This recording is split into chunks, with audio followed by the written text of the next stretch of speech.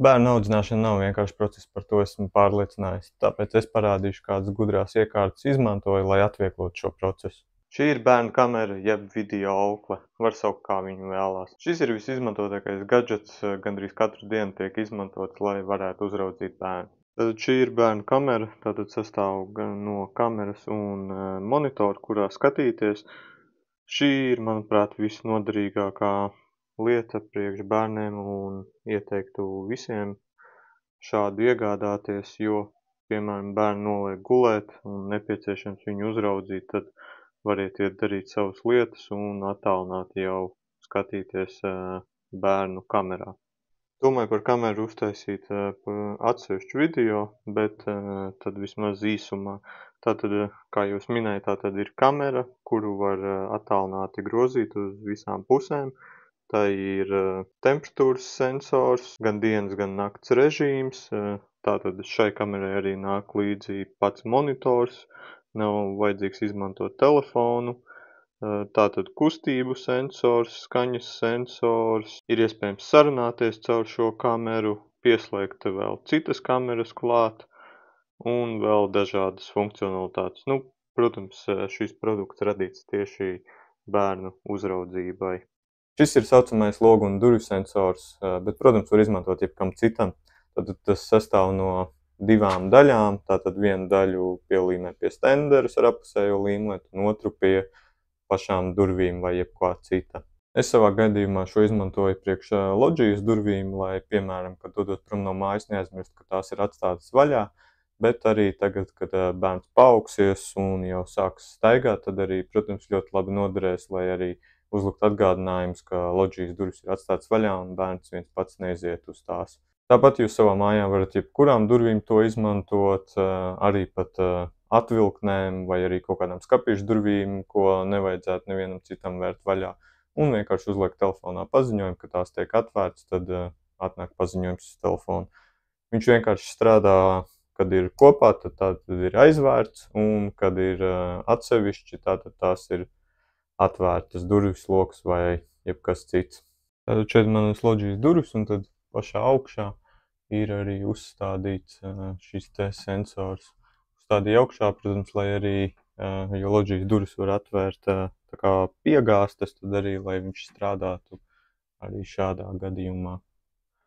Un tad aiztaisot, tad kontakti nav jābūt tiešai saskarēji, var arī būt atstatus, un tad tagad skaitās, ka ir aiztaisīts ciet. Vēl viena noderīga lieta noteikti ir istabā naktslampa, lai varētu bērnu redzēt naktī, lai veidot tādu vieglu apgaismojumu. Protams, tirgū ir daudz un dažādi produkti, kādus var iegādāties, bet es šim mērķim izmantoju Philips Hue gudro spuldzi, kurai spilgtums uzstādīts uz 1 vatu, un tātad elektroenerģijas patēriņš tur vispār nav nekāds un ir pietiekams apgaismojums telpā. Un arī papildus ir uzstādīts, lai tā ieslēdzas tad, kad ir saulriets un izslēdzas tad, kad ir saulēkts. Tā vispār var aizmirst par to, ka viņi ir uzstādīti, nekas nav pašam jāslēdz iekšā ārā un ļoti labi strādā. Jāpārvar šķēršļos, lai tiktu pie nākamā priekšmeta. Tātad šis ir gaisa un mitruma sensors.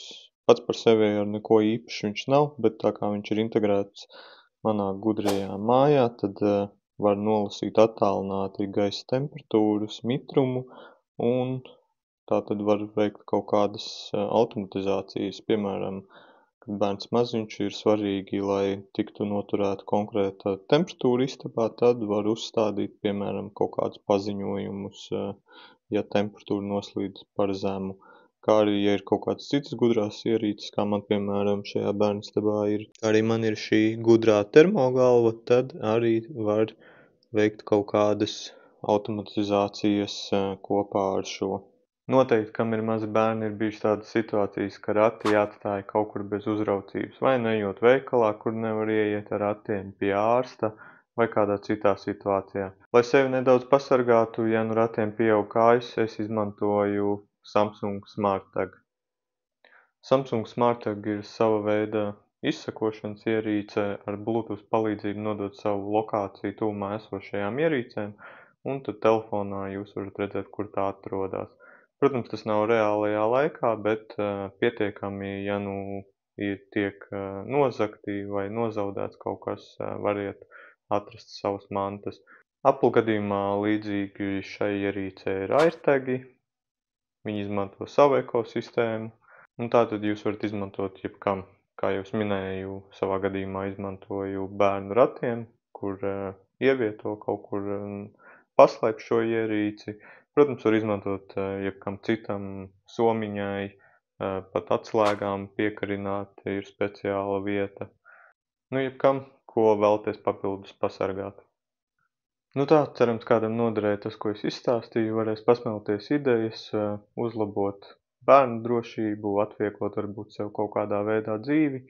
Protams, vēl bija citas lietas, kā balss asistents, gaismas bērnu istabā, bet par tām iespējams citu reizi. Tiekamies jau nākamajos video.